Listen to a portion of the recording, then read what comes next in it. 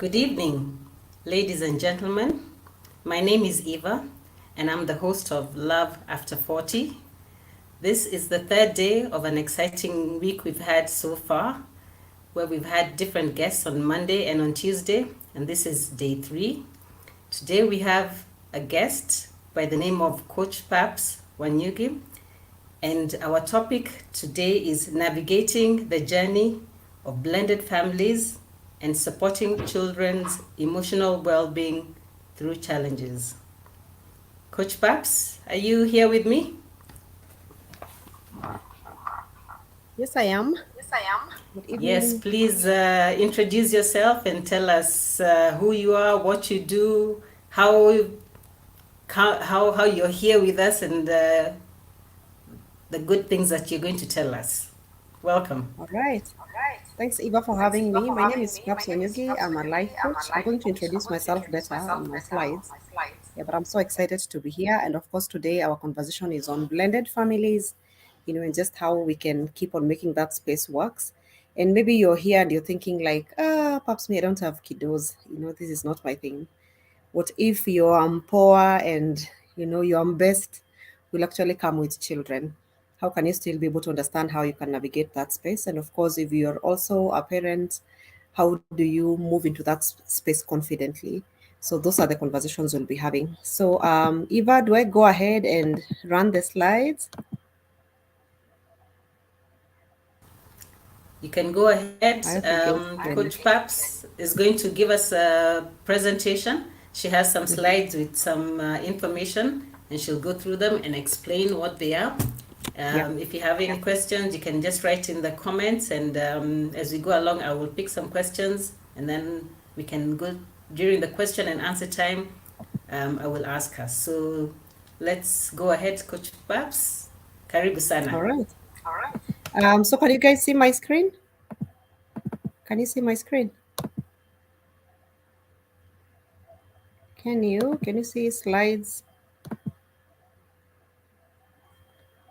Yeah, there we go. So I'm going to just maximize them.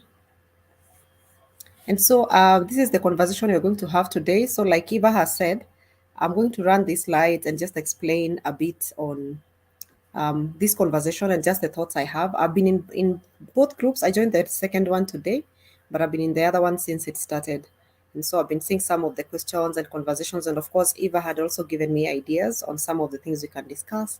And of course, also from my research and experience, I'm a life coach. And so I work with a lot of children who are from blended families. So probably that will also be one of the perspectives I take, or probably the hat I'm wearing tonight as a life coach who works with children. So let me just go ahead and introduce myself so that you can get to know me a bit better before we start. But the conversation tonight is about love, transitions, blended families, and everything in between, because there's a whole in between there. And so my name is Paps. I'm the visionary leader of Reconfidence Solutions. And also, I'm a certified confidence and wellness coach. I'm a psychologist and also an author of two books that I'm going to tell you about later. And then my primary clients are women, preteens, and teens. And I also work with mentors. Like yesterday, we were launching a program for people who work with children. And of course, by extension, we engage parents a lot. And so this is just a little bit about me. And I also have a blended family in terms of my family of origin. Let me just switch off my camera so that you guys can look at the slide more. So we are a blended family, and how ours is, we are blended in. So like me and James have been married for 11 years. And then the other thing about us is 6 years ago, yeah, it's actually going to be seven very soon. We lost our elder sister. No, that is Jemo's younger sister, Jerry, and we took in these two boys. So they have a sister who is also in another family. So if you think about blending, it's actually right now we are two blended families, three blended families, because their stepfather is also alive. And so sometimes that complexity of the biological father of the last born is still alive, though was not able to take them up for various reasons. And then me and James are raising Jimmy and Karanja. Jimmy is the one who is between us, and then Karanja is the one who is on the farthest left. Jimmy is 22 now. He moved out recently, like last year. He moved out. We set him up in his own space so that he can start life on his own. Jimmy graduated and he did the electrical installation course. And then Karanja is in Kiambu High. He's in Form 2 right now. And then we have Crystal. Now, these two who are Apombele, those are our biological children. We have Crystal, who turned 9 in February, and then Yaniv turned 5 in March. And so this has been our family dynamic. So none of the things that I will say about blended family, and you'll see it later in my comments, it's definitely not for the faint-hearted, especially when it is both ends in terms of you're blending on marriage and you're also blending on the parenting end. And so one of the challenges that probably we have experienced, because there is no blended family that is perfect, it is just that dynamic of wondering whether you're doing your best or whether you should do more, whether you're doing enough. And it was such a conflict initially, because you can imagine in our situation, we were raising children who are older than ours. Like our adoptive children were older than our biological children. So by then, when they came, Karanja was 12, Jimmy was 16. And then, of course, it has been a journey of just blending in. And I will not say we are in a perfect place, but it's been really massive progress. And of course, just having your heart in the right place as well, in terms of we are not doing this for anything, we're just doing this because we love them. That has helped a lot. And of course, you feel free to share your questions as we go along. I know we have so many questions or probably concerns about the blended family, and then we'll respond to them shortly. And then I want us to do a quick reflection in terms of what happened to you. So if you're probably you're at home, you're comfortable, and you're able to close your eyes, I just want to lead us on a short reflection. This is part of coaching that really helps us make sense of where we are. I know we've had heavy conversations. Joe Wisdom did an amazing job on Monday, and yesterday Carol took it to the next level. And of course, tomorrow we shall also be having this very pretty Ruth Waidera coming in. And all these reflections sometimes are very heavy conversations. Just close your eyes just for a minute, and I want you to breathe in very deeply. Breathe in and then breathe out. Breathe in and breathe out. And then I want you to just keep your eyes closed, and I want to ask you this question. What happened to you? What is your story to be where you are? There's nobody who one day when you're a child, you actually thought, yeah, by the way, it's so cool. I would want to be single at 40, or I would want to be separated. I would want to be divorced. I would want to be widowed. I remember Joe Wisdom just mentioning the different dynamics of where we will be, which leads us to be here. Or just anything that happened in terms of this is my story. What happened to you? And so many times we usually approach this from a place of blame, self blame, and also the voices of other people blaming us in terms of, yeah, it's your fault. You played hard to get, that is how you're 40 and you're not married. Or probably, you were not a good wife, that is why your marriage didn't work. Or you're not a good husband, that is why you couldn't hold her down. All those. But everybody has their own story. And that is why I'm asking you, what happened to you? What is your story? What happened to you? If you pushed aside the self blame and probably the blame of other people and the voices of condemnation in your head, what happened to you? What is your story?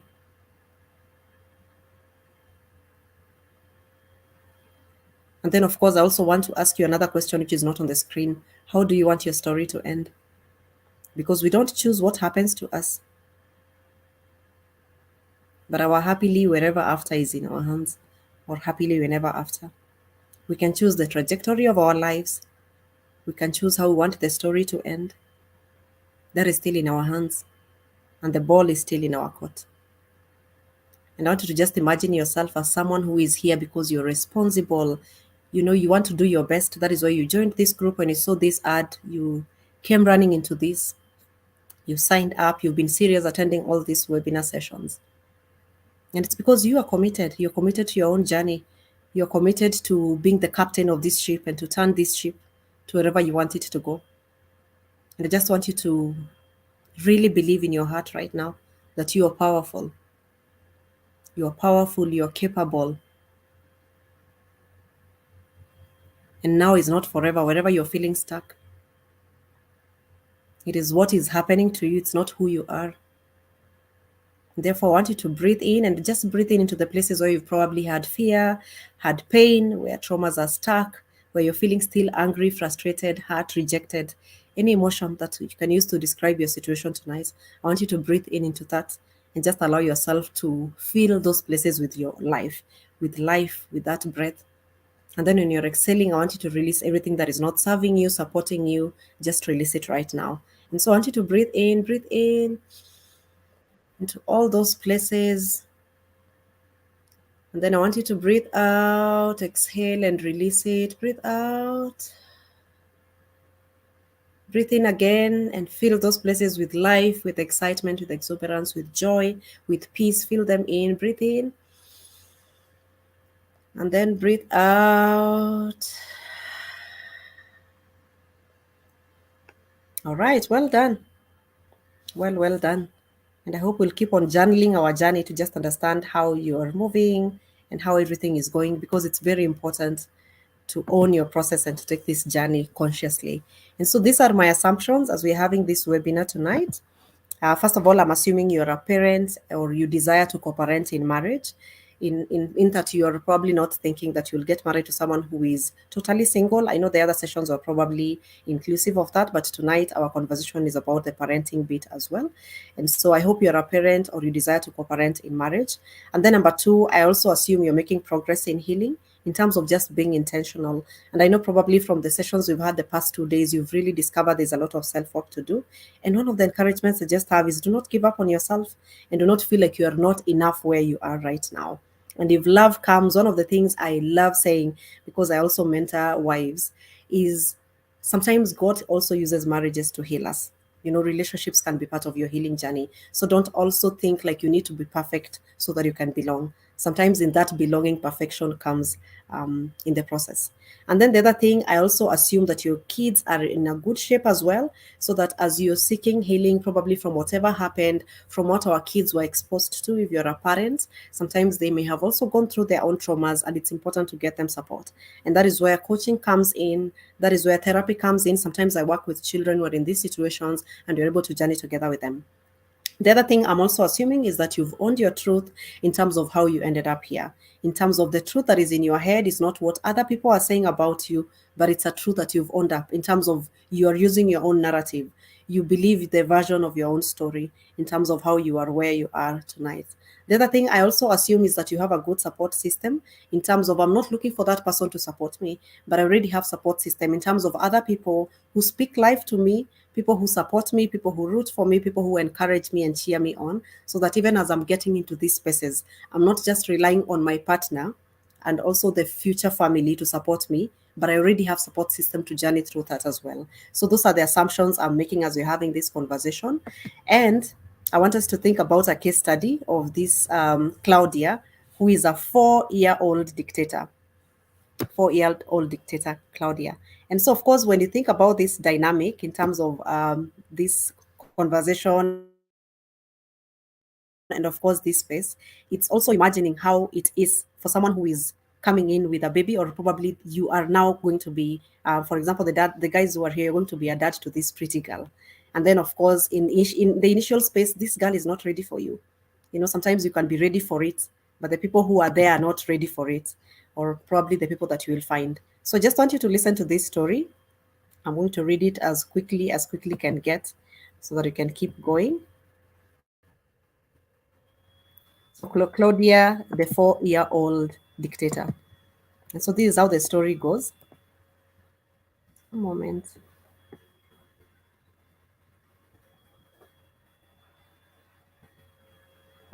Keep putting the questions in the chat as we go, and then Eva will keep on tracing them. So Alicia, who had been divorced for several months, was starting to date a man named Carlos, or maybe you can just say Kemani. We'll try to contextualize as well. And then I like him, but my daughter doesn't, Alicia was explaining. Whenever Carlos and I are about to leave the house together, Claudia, who is 4, begins to sob mournfully as if her little heart is breaking.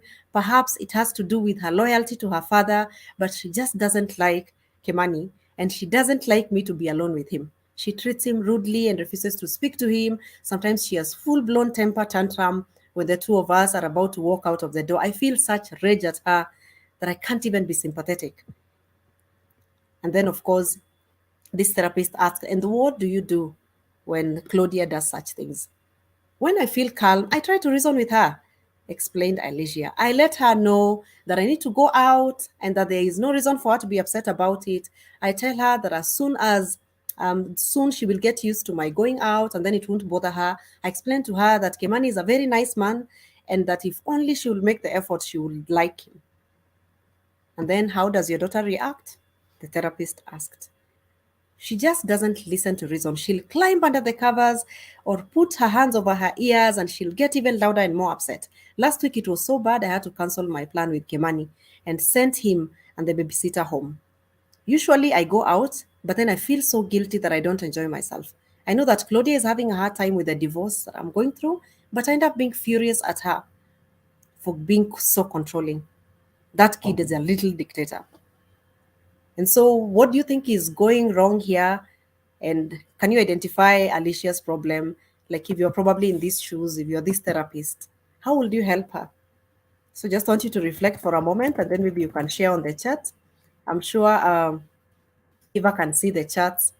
So, just keep on sharing. What do you think? What would you do if you are Kemani, who is trying to date this girl and then the 4-year-old can't allow you? And of course, what will you do if you're Alicia? And Claudia can't let you just move on with your life. And I know that is sometimes the dilemma that many of us have because you're wondering, what if my child doesn't like the guy? What if? What will you do? I don't know whether there is any response that is interesting. Can you see anything on that end, Eva? Anything? Just no, people are just asking questions in general, but not about that particular one. So what will you guys do? If you're thinking of yourself as Kemani or you're thinking about yourself as the lady called Alicia, who is the mother of this child, the 4-year-old. Someone suggests that Kimani should find another woman. All right. So Kemani, go ahead. And then another one says the child comes first for me, so maybe I have to let Kimani go. Mm-hmm. Yeah, and can see Bila says, I don't need to be perfect to belong. Mm-hmm. She has not healed from the breakup and she didn't prepare her daughter about Kimani. Mm-hmm. All right, thank you, Lillian. And Nancy Kajuju. When my son was 7, he rejected a man I had loved. That was the end, very difficult. All right.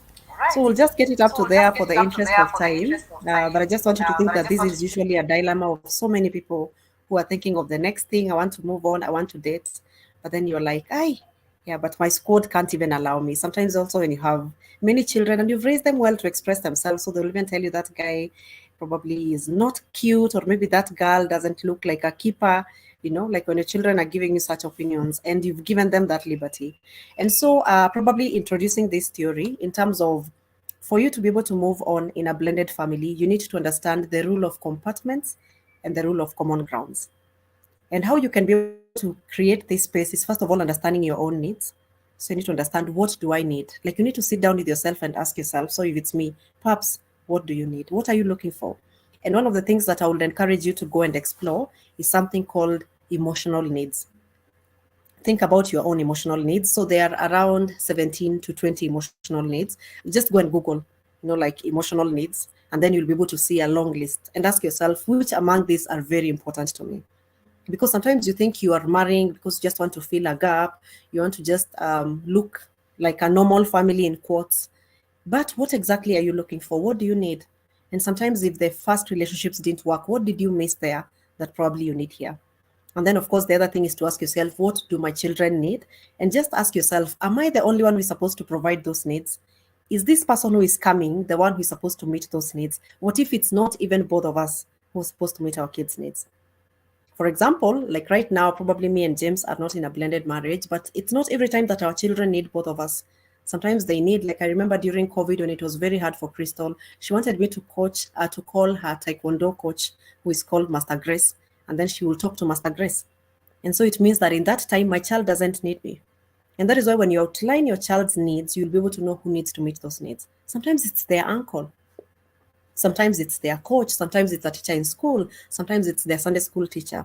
And when you outline those needs, then you're able to be objective about how those needs need to be met. The other thing you need to find out, and especially this is something good to find out when you start dating, what does that person need? What do they need from you? What do they need in their own life? Do you even fit in the profile of that need? And then the other thing is, what do we need now together? And how this helps, it is because sometimes, for example, if right now you're a single parent, let me just please allow me to just have this bias and use more of single moms, because I know there are quite a number here. And of course, single dads, please feel free tagged. Please feel tagged as I bring this up. So you're a single mom, and then you've been raising your child. Probably by now they're a teenager. Maybe their dad left when they were probably 1 year old. And so it means that there's how you have bonded with your child very deeply. In a way, even if today you got married, there's still something special between you and your child. And you don't need to probably give that up, but you need to create room for it within your marriage. For example, maybe during the night, you guys usually look up at the ceiling, maybe mumeka hizo the things that glow in the dark, and you just stare there and share about your day. That is still something that can be a compartment in terms of, this is something I still do with my child that my partner or the stepdad does not necessarily have to be part of. Sometimes the blended families become so complex and so overwhelming when you want to always have this togetherness that is not necessarily healthy. And so you need to understand that the compartments can still work. Sometimes you'll have to leave your children and the two of you will go for a date, or probably go out for something, or maybe you'll be somewhere else. Sometimes you may want to travel together, just the two of you. In a way, you don't have to feel like this impression of a big happy family is something that you hold on to as if your dear life depends on it. Compartments usually create a healthy dynamic in blended families, where you're still able to have those small things, and then you also have the big thing, which is now the common ground. And so when you are thinking about it, make sure these spaces are a bit clear in terms of what do the compartments need and what do the common grounds, which common grounds do we need to create? And especially initially, the compartments will be way bigger. They'll probably be dominant. And that is why these are conversations to keep on having, especially in the formative spaces. Because if you're thinking about your child, maybe they've not warmed up to your partner, maybe they don't even like him or like her. And so it means that you are a compartment. So there's you and him, or you and her, and then there is your child or your children, or even both of your children together. And so you need to understand the compartments in terms of how do you keep them alive as you keep on building up the other spaces. And then there's the common grounds in terms of how do we keep on increasing our common grounds by looking at things that we have common interest, things we can do together, probably even if it's going to church together or other things we want to do together. You keep on building those common grounds. And then you're able to keep on filling these life and family goals, but at the same time, you're meeting these top 3 needs. Even yourself, you need to remember you're still an individual. You're also getting used to this, especially if you're coming from other relationships that didn't work before. You need to realize that you are a compartment. I need to spend time with myself. I need to have sometimes coffee by myself and with my girlfriends. That is meeting your needs, because you are still an individual. And then now you are married. And then now you have your child or your children. And then you have blended children. And of course, that dynamic of everyone else who is in that space. I hope that makes sense. And I was thinking like that is a very important foundational space that you need to understand as you're starting this. All right. And of course, when you think about the blended family, I know many people usually have the picture of a blender. You know that iko hapo inasiaka kabisa, inachapa kila kitu, everything becomes blended. But one of the things you'll remember about a blender has blades. And sometimes when you come into blended family, we usually imagine that is how things should work. You know, just beat up this smoothie. Let's have everything blended in. Let us have one color. Let us start wearing vitenges that are similar. You know, let's just be a one big happy family. But you don't understand that rule of compartments and common grounds. And so when you're thinking about the best blenders, I have these 2 pictures. One is a pressure cooker and the other one is a crock pot. A crock pot is not a very popular word probably that we throw around in Kenya, but I hope it will make sense to you in terms of you just leave it with a very big log of firewood so that it can cook slowly up to morning. And this crock pot is a slow cooker.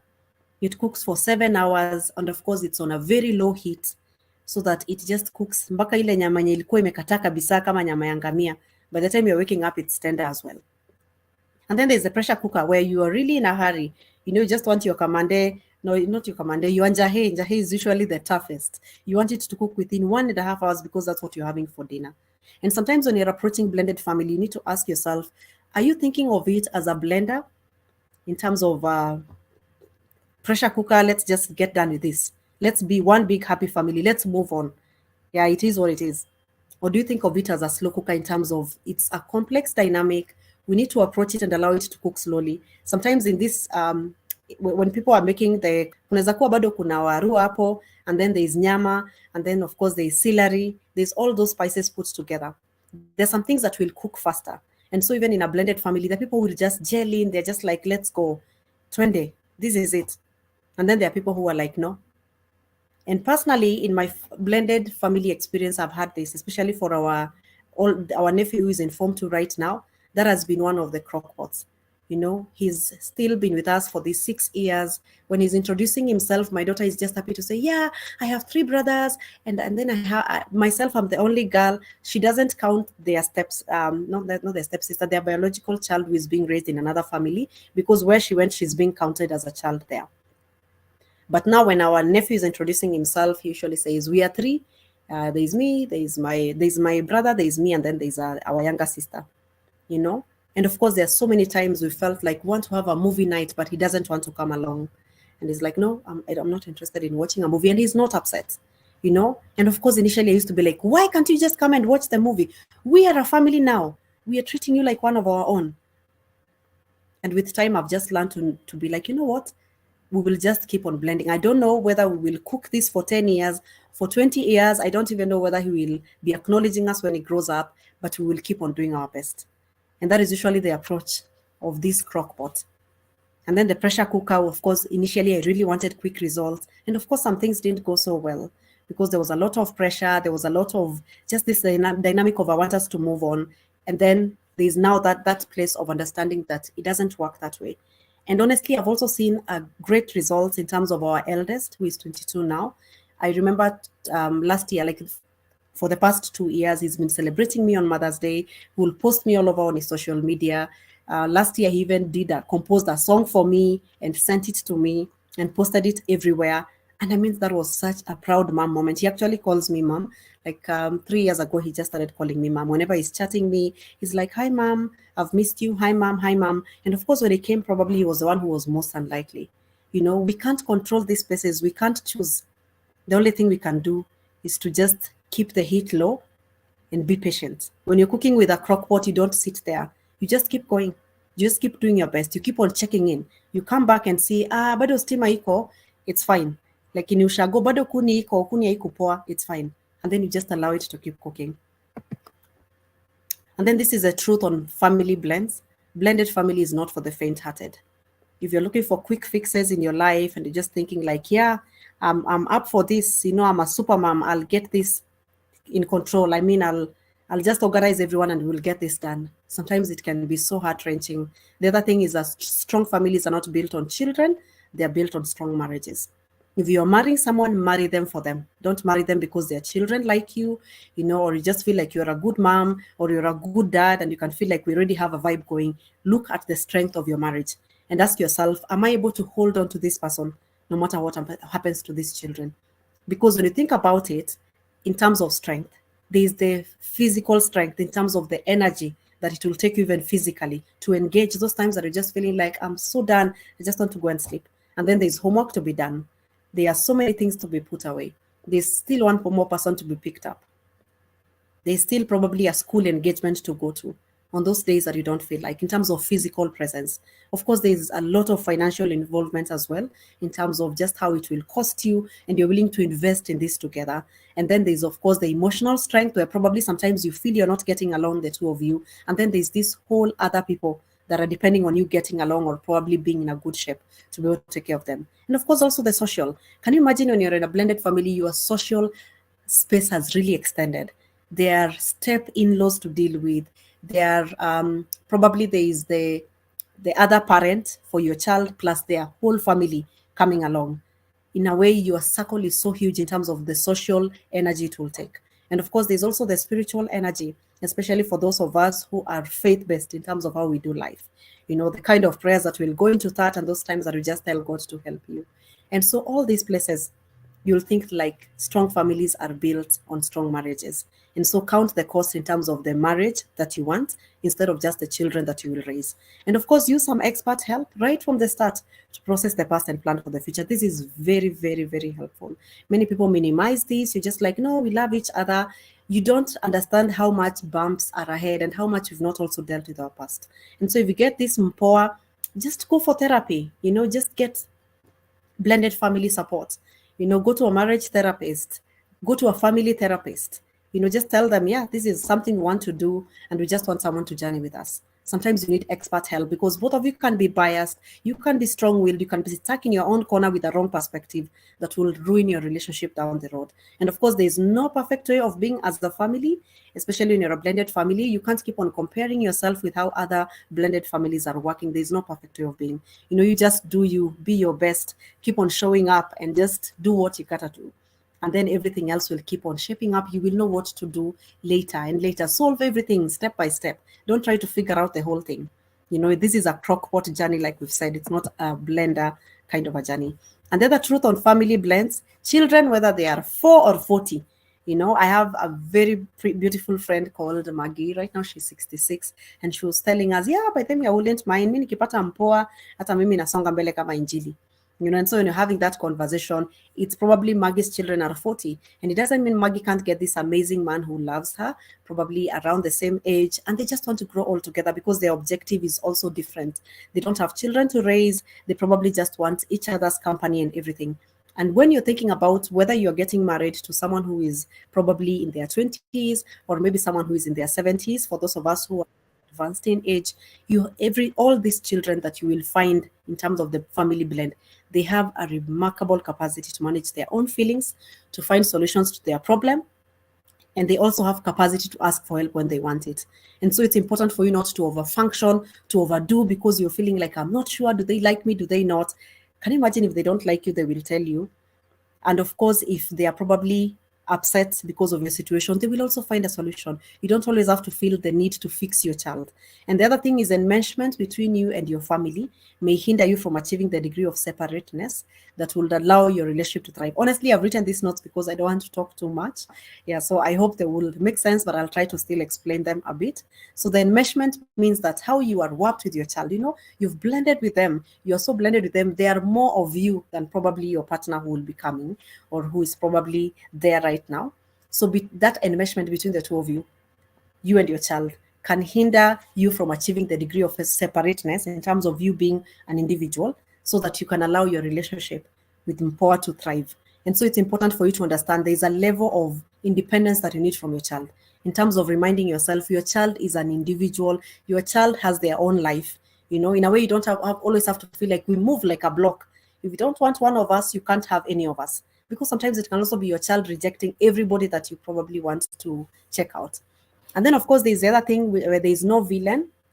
Villain is usually the bad person in the movie, that person that all of us want to stone. There's no one villain in a relationship that didn't work.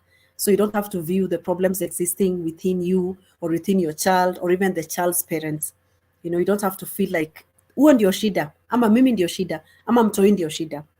There's no one villain. There's always a dynamic of so many things that you need to just give it a closer look so that you can be able to be objective and to say, you know what, there's so many things going on and I just need to isolate these cases and just tell myself right now, this is what we are struggling with, or this is my biggest challenge. Tomorrow it is this one. The problem when you brand your challenge as one thing, like probably I just keep on thinking like by the total stepmother, or probably no, their biological mother is the problem. If familia ingekuwa pamoja, and so I'm here to rescue everyone from that biological mother that didn't work. So for example, if you're dating someone who has a child, the problem is that when you crystallize things that way, you're not able to be objective on why you are in that relationship, because you start ending up in a rescue mission instead of building the intimacy of your marriage, which is not a helpful perspective. And so there are these two conversations that I will skip for the interest of time, and then I'll make sure I share the links on the group probably tomorrow. We'll just keep on checking in with Eva, but they should be ready in the morning. It's only that I know Eva will close the group in 1 hour. They may not be ready. So there's one, bold moves to dating again. So I had these slides, but then we're feeling because of time and because we want to take your questions, I can see I have 5 minutes. We'll skip that, bold moves to dating again, and then I will share it as something you can read on your own. And then the other one is the other conversation is wisdom for a dating parent. So what are the three things you can do so that you can be able to date successfully and probably date confidently? So what are some of the things you can just be thinking about? So I'm going to send those two. I want to skip and come to this place of supporting kids during transition.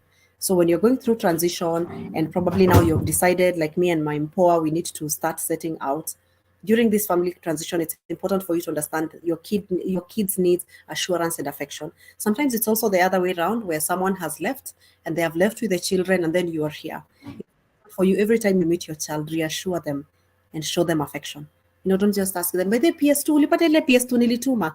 Yeah, they got the PS2, but they need you. No, not a PS2, PS5. All those gaming things. Did you get the console? Yeah, they really love it, but they will just want to hear that you love them, that you miss them, that you care about them. Learn to verbalize your affection to your children, especially during family transitions. Reassure your children. Sometimes they feel like they're losing you, and that is usually the reality from their perspective. But it's important for you to tell them, I'll always be here for you. I know I am trying this out, but I just want you to know that I'm also here for you. I have space for both of you. The other thing is safety. Children need to feel like they are safe, especially if you came from a relationship that was toxic, there was violence, there was a lot of drama in it. Just make sure that your children are also feeling safe. And the other thing is predictability. Children don't want to feel like our life is so unpredictable. Leo tuko hapa, kesho tuko huko. Sometimes it can be that, but let them know. Like, for example, this week we are living with grandma, and then next week we shall go to this place. This week I will leave you here. I will leave you with my sister. And then next week you will go to Auntie Tabitha's. Like, let them have some bit of predictability so that mentally they're a bit settled. The other thing they need is emotional stability, and especially from you, for you to just be that safe space. And so if you're struggling emotionally and you're feeling like you have so much outbursts or you're very depressive, please make sure you get help, because children really sponge in those emotions and they also blame themselves for it. They feel like, yeah, it's because I'm a bad person. That is why mom is feeling that way. I'm not able to calm down mom. When I'm around mom, she just gets upset. I can't control her. Or dad probably has these outbursts because of something I did. Maybe I'm the one who made mommy go away because of the other time when I was rebellious. And so children start absorbing and internalizing the blame for the relationship that failed. And so you working on your emotional stability and being able to bring your child along your journey, and not in a way of them being your therapist, it's actually by you being able to apologize, sometimes to verbalize, to just tell them, like, you can see the concern they have over probably how you are reacting emotionally. The other thing children need is provision.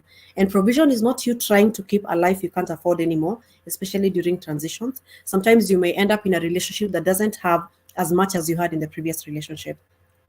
Provision means that this child needs to see you comfortable providing. And let me tell you, sometimes we overrate how much our children need in terms of feeling like, yeah, we need to still stay in this gated community. I still need to keep my children in the international school. Can you imagine children don't care?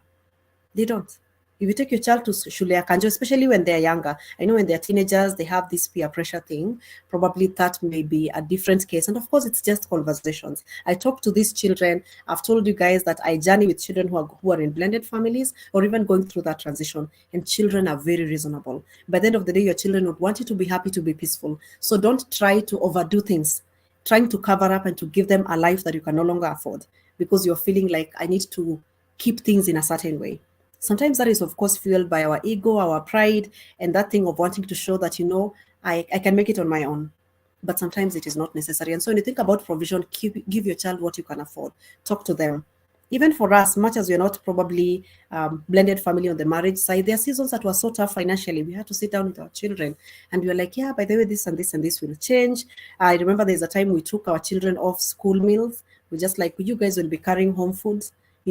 We want them to be stable about what we can be able to provide. We want to brief them so that when they go to school and they start comparing their dishes, it still happened on the first week. And she was like, oh, mom, it's only me and probably my best friend who carry food. And then she was taken to the other class. So I'm the only one who eats in my corner alone. And we had that conversation. And it's not like, yeah, by then I'll pay for you school food. It's, mommy, what is that teaching you?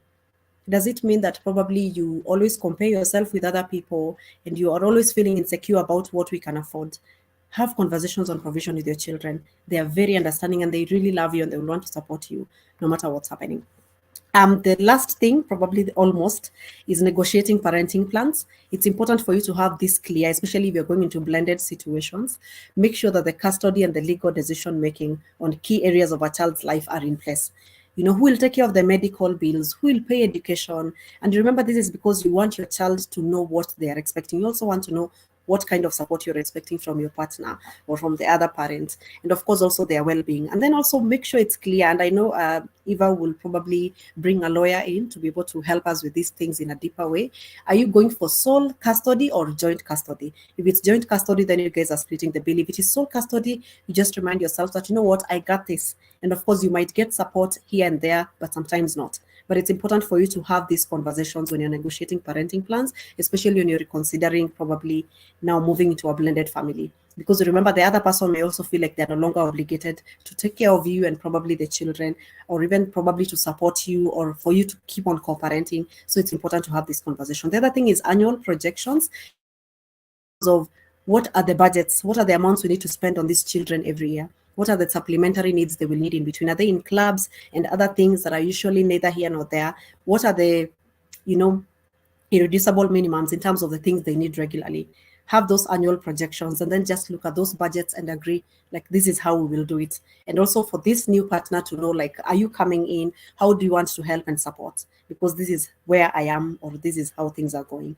And then the other thing, agree on important holidays like vacations and holidays, and how you want it to look like. For example, who will have children on Madaraka Day, who will go with them on Easter, who will be with them during the long Mashujaa Day that is coming. That is a whole weekend that has 4 days.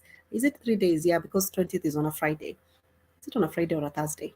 Anyways, but then when you have those long holidays, Christmas, watoto watakuwa wapi? You know, like, agree on such things in advance. Will they go to their grandmother? Will they be with us? Will they go to their step grandmother? Like, agree on those things in advance so that you remember you want to give your children predictability, so that they don't keep on getting caught up in this surprises, you know, like nasty surprises that usually really upset you. And of course, by in that process also, children get really hurt when they feel like it's like nobody planned for us, it's like nobody thinks about us, it's like we just wake up and that is when people are discussing us. So just agree, and of course have a backup plan in terms of, it doesn't work, what will I do, or what will we do?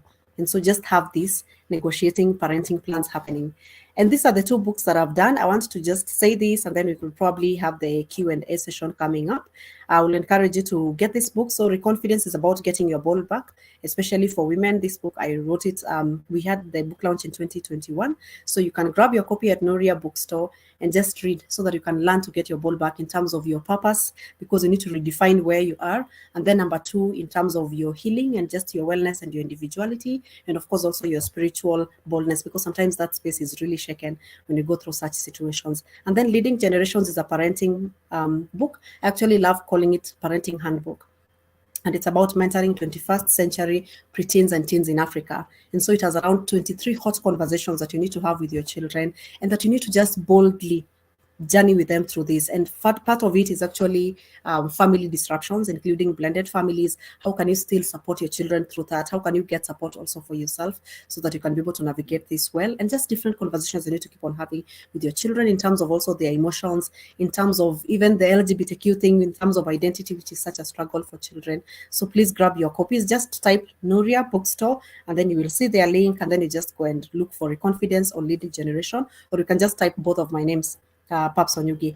And this is also a bold singles hangout that will be happening. Of course, this is mostly for girls who are in church spaces, like in terms of faith is important to you. So there will be this conversation happening on 7th October on Happily Whenever After. I'm going to share the link later. And this is, the convener is Eva Mokami, and then of course we'll be having this guest. So this will be just monthly hangouts. And I know that Eva will get us into this place of the app and the dating space. But as you wait, you can probably consider joining this space, so that you're still enjoying your life and having a ball as you wait. And this is these are my contacts. Maybe you can take a screenshot, so you can just have it for yourself and probably reach out later, or also on the group. This is my phone number, and that is my website. If you want to see what I do, the programs that we run for mentors, for kids, preteens, and teens, we shall have a camp on December for the preteens and teens, 1st to 3rd December. And of course, there are also other programs for women that you can jump in on. We have emotionally bold woman for people who want to heal emotionally. We have purpose bold woman if you want to redesign your life. We have the bold wives. You also have now this the bold singles, which is going to happen from next month. And then of course there is my YouTube channel. There is quite a lot of content there that you can catch up on. It's Reconfidence with Paps.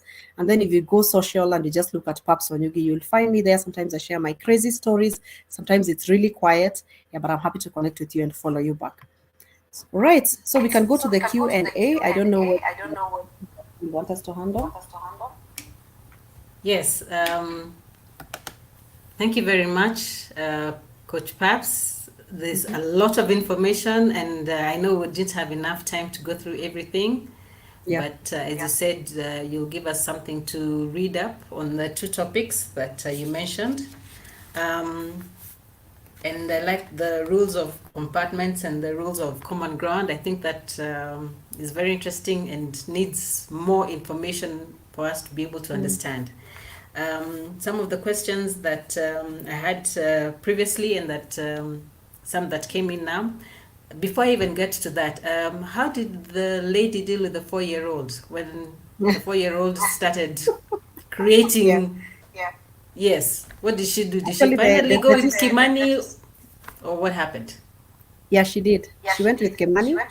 One of the things that she learned is being able to not make your decisions based on your child's emotionality. You know, you can reassure them, and you can probably be there for them in terms of the legit needs they have. But at the same time, you need to be firm on your boundaries. In terms of, I am your mother, but I'm still I still love Kimani. You know, and Kimani will be in my life, and probably you may not warm up to him initially, and I don't mind that, but I will still want you to respect him. For example, when he comes and he says hi, just say hi back. You know, you don't have to have the salty attitude. And of course, you have boundaries because you're like, you can't disrespect him, you don't disrespect all the other people, including our household. Yeah. So it's a whole conversation. But those two slides that I've omitted, they have some of that information. Yeah. And how soon should I introduce Kimani to my children or to my daughter? From the time I start dating him, is there a time that I should see him before I bring this? Some of the questions even came up and saying, what is Kimani doing in the house in the first place? So is there... Because probably in that situation, Kimani was coming to pick you up. It was not like Kimani was moving in. But you see, now Kimani had to be sent away because you're like, oh, Kimani, tumeumana, by the way, kuna venye, this girl doesn't feel you. But you see, now you're making a decision on your own life based on your child's emotionality. And your child's emotions are temporary. Of course, they have valid reasons. Maybe they are afraid, maybe they are worried, maybe they have anxiety separation. Maybe children also don't have this reality of you can be my mom and be someone else's. And of course, also they don't have this reality of you're not with dad and probably you still need to keep on moving on. Because children live on the hope that, you know, one day we'll have a happily ever after where dad will come back and then they will move on with mom. You know, so they keep on holding on to that dream, and they keep on holding on to that, especially if they really love their other parents who is not with you. But they don't understand that the marriage didn't work, but the parenting is working. So they keep on judging their parenting experience, and they use that to filter like, mom, you can just try to be nicer to dad and accommodate him, and then we can be one big happy family. So whenever they feel someone else is coming to kill that dream, they don't have that reality that for mom this will probably work better, this is what is more preferred. So to be able to lead them there, it's still a crock-pot situation. Just like the way we are saying the crock-pot of you trying to blend in, it's the crock-pot of them warming up to the new things that you want to probably try and be in. And how soon you should introduce them, I usually have this chart. There's one session we normally do in the Woman Arise class of dating confidently, and usually say number one, there's usually your acquaintances. You don't know much about them, and probably mkutana, discussing it whether like you're in that place. And then of course later you warm up a bit and you come to this place of being casual friends, like sijakuona wiki mbili, baadaye kwani ulichange route ulihama, you know. And then after that you become close friends. And then now close friends means that you're now comfortable to start talking about your life, about yourself, about your journey in terms of how you ended up where you are. And that is usually a good place to now start preempting, because you want that person to just choose and to just make up their mind whether it's you.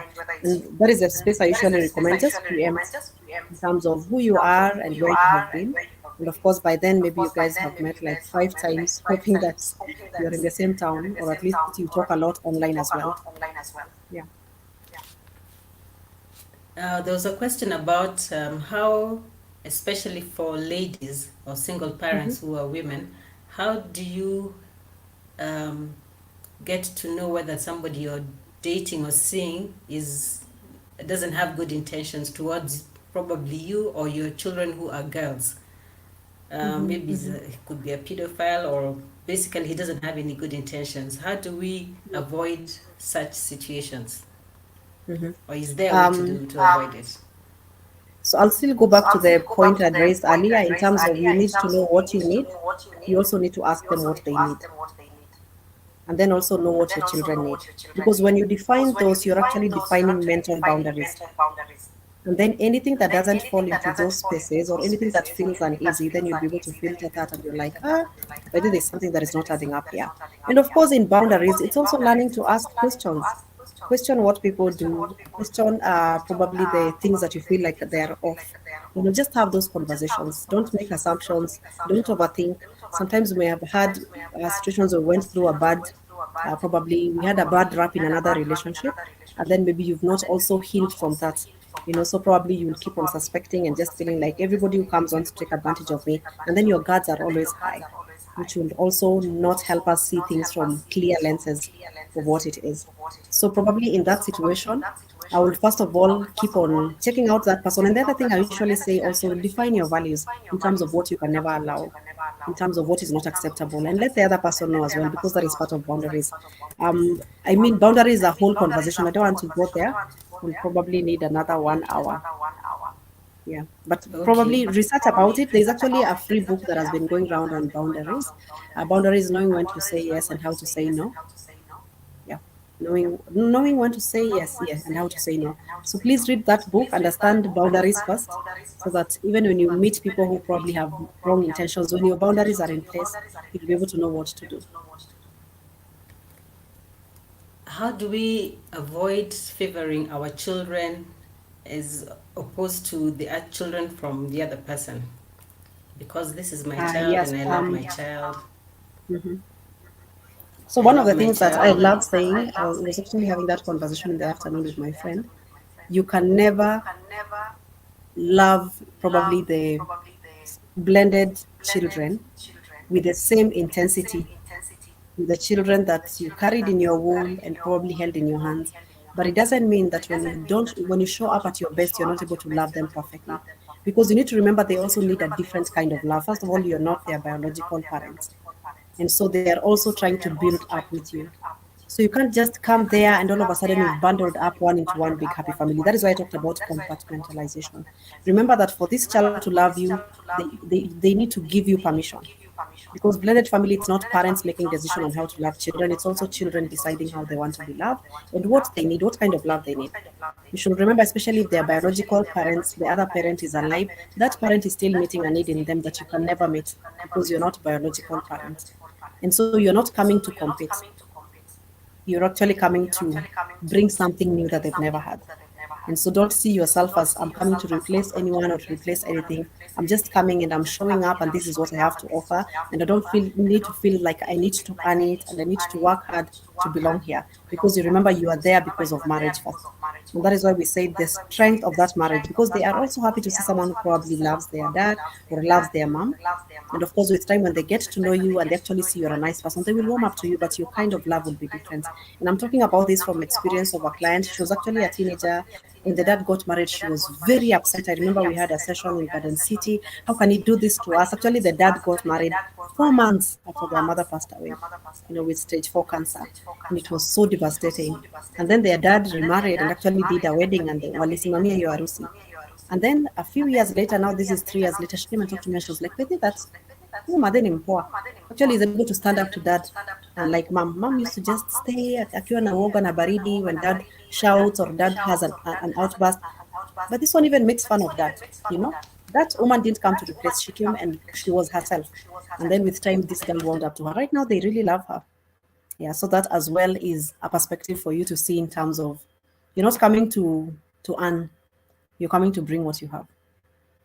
Yeah. Another question from the singles, when they've met somebody who has children, how should they approach it? They don't have any children of their own, so they don't even know how to handle children. So you're meeting this person, they have children, maybe teenagers, or even young children probably wouldn't be so problematic, but older children. So how would you advise them? All right. So in that situation, one of the things I've said, just remember that you are there for marriage first. You are there because you love that man. And of course, the best thing is to lean in on his strength, to be able to know what his children need. And of course, to also keep on supporting him. You know, you are there to also support him. You are there to be part of his life and his world, which includes children. And so, one of the things that I would recommend in that situation, smaller children warm up to people more easily. You know, so if they are small, just keep on meeting their needs. More share, prepare food. You know, sing for them during bedtime, or maybe read them for them a bedtime story. You know, just do what you know how to do. You know, you can even ask them what they want. Sometimes children really feel special when you request for permission or inputs in terms of give me ideas on how to love you. You know, that is how it sounds like. Of course, if they are teenagers, like probably my situation, they will really take time to warm up to you. And you should also realize that maybe they also feel like they don't need you. And so just remind yourself, you know what, I'm here because I'm married to this man and I love him, you know, and I also love everything else that comes with it. And so don't feel like you're coming there now, you're calling shots, you're like, yeah, by the mean stepmother, wanza kunita mom kesho, you know, you need to realize that trust is built, respect is earned, you know, keep on just showing up and ask for permission every time. Remind yourself, this is not my child, but I'm here to support their dad and I want to do my best. I hope that makes sense. I Yes, it usually does. have very long answers. And even me, I don't know how to work with 1 hour. This was Thank so you so unfair. much. We've almost gotten to time. Maybe do you have any advice for us? Anything that you would want us to think about, Hmm. to Hmm. figure out as far as blended families go and raising children within blended families? Oh yeah, oh Any yeah, oh last yeah. I have advice? so many thoughts. I have so many thoughts. I need to hold myself back. But probably one thing that I would love to say is when you think about blended families, they are still part of God's redemptive plan. You know, because God still works through families. You know, God will still want to bless us even in spite of failed families. You know, there are so many chances in God as well. And so it's important, even as you're thinking about blended families, go in it with faith that probably this is God's best for me. You know, it doesn't mean that I'm in this because I failed in the other one. And so don't try to recreate what you lost. Create something new. And this time you're creating it with humility that Joe told us on Monday. Because you know that, you know what, it didn't work, but it doesn't mean this one can't work. And so approach it from that place. And then the other thing about blended families is sometimes in that complexity and that dynamic, we're able to learn more even about ourselves. You're able to learn more about your capacity and limits. And so don't give up on yourself. And then keep on showing up faithfully. You may not be perfect. You'll blow up so many times, but just be faithful. You know, just keep on feeling like I'm bringing my best. I'm bringing my A game. I'm not insecure. I'm not trying to earn approval. You know, I'm not an approval addict. I'm not a people pleaser. I have clear boundaries, but at the same time, I have a lot of love to give to all the people who are in this space. Do I go to point number two or that's it? Uh-huh. You have one more point, then we close. Yeah, yeah, yeah. And probably when it comes to children, it's important for you to understand that the dynamics of blended family are complicated for children. You know, they've never been down that path. Some of them are not even sure what is happening. And so communicate, over communicate, keep on checking in, keep on checking in. And I usually say that when it comes to blended family situation, especially for your biological children, there's usually something called GASS. Those are the four reactions you'll get from your children. Number one, they will guilt trip you. So just be on the lookout for that. Even for you as a stepmom, sometimes they will also guilt trip you in terms of wewe when ulifanya marriage ya baba yetu ifail, naona ndio maana uko hapa. And then the other thing is anger. Children will be angry. Sometimes they will just throw tantrums. They will explode over nothing like Claudia. You know, just remind yourself. And then the other thing is silent treatment, especially for teenagers. They can really snob you and just talk to the hand kind of an attitude. And it's important for you to be able to get past those emotions. And the other thing is sadness. Children are so sad because they are grieving. Sometimes they don't even understand it's grief. You know, and so when you feel like in those spaces children are struggling emotionally, keep on getting them support. I am here to help. look for other people who can journey with children so that they can just come back to a place of also resolving and probably discovering something beautiful. Like the child that I was mentioning who discovered the blended family was more beautiful than what they had originally. Done. And Almost. the last guilt trip, anger, silent treatment, the last S was Sadness. Sadness. sadness. Yeah, so Okay. those are the four dominant emotions that children manifest during family transitions. Thank you very much, Coach Pap. I apologize. There seemed to have been an echo from my end during the evening, and I apologize for those listening and who couldn't hear Coach Pap talking about her whatever's, her slides. Otherwise, I want to thank everyone for tuning in this evening, for being with us as we were speaking about children and blended families. And I want to thank Coach Paps for being here with us, for explaining to us, and we will look forward to having more conversations with her, even as we go into relationships, even as we want to meet people and we meet them with children, or we have the children, how are we going to be able to navigate this? So thank you very much for tuning in, and tomorrow is another evening, 8 o'clock, we shall be here. I will send out the link in the evening before the session. So thank you very much and have a good evening. Thank you and goodbye.